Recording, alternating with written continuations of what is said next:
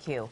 A brutal double murder case was about to turn cold, so police started tracking a suspect and got special permission to use a rare DNA test. It worked, and now the man is behind bars. KCAL9's Rachel Kim is live at LAPD headquarters tonight with more on details on the familial DNA procedure. Rachel.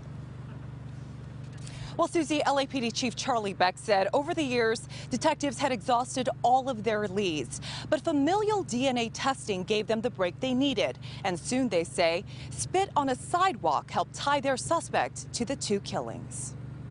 I'm trying not to break down, but it's hard.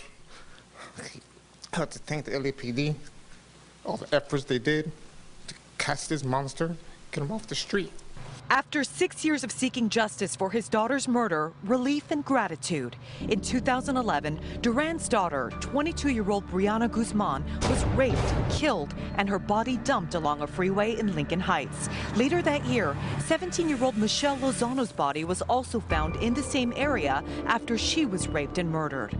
Today, the LAPD said they arrested the man responsible, 32-year-old Giovanni Borjas. These two murders were horrific.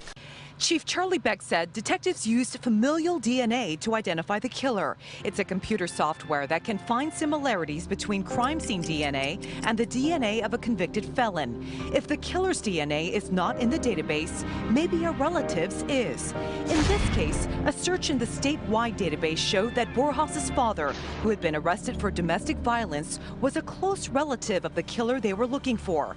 Eventually, detectives identified Borjas as a suspect and secretly collected his DNA. They did this by following the individual, and during that following, he spit on the sidewalk.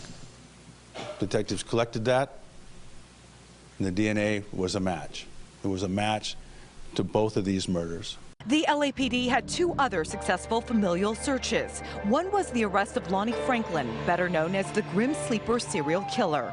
Investigators found that his son, a convicted felon, was a close relative of their suspect. Detectives were confident Franklin was their man, but they needed a sample of his DNA. So with Franklin under surveillance, they picked up a piece of uneaten pizza crust along with utensils. Police sent it to the lab. Soon after, they had a match between Franklin and the DNA found on victims.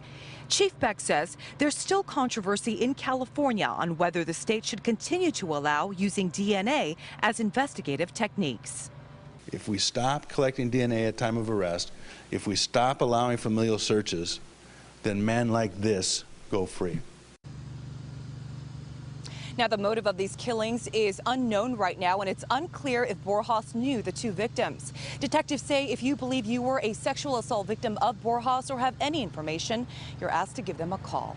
Back to you in the studio. Rachel Kim reporting live for us in downtown tonight.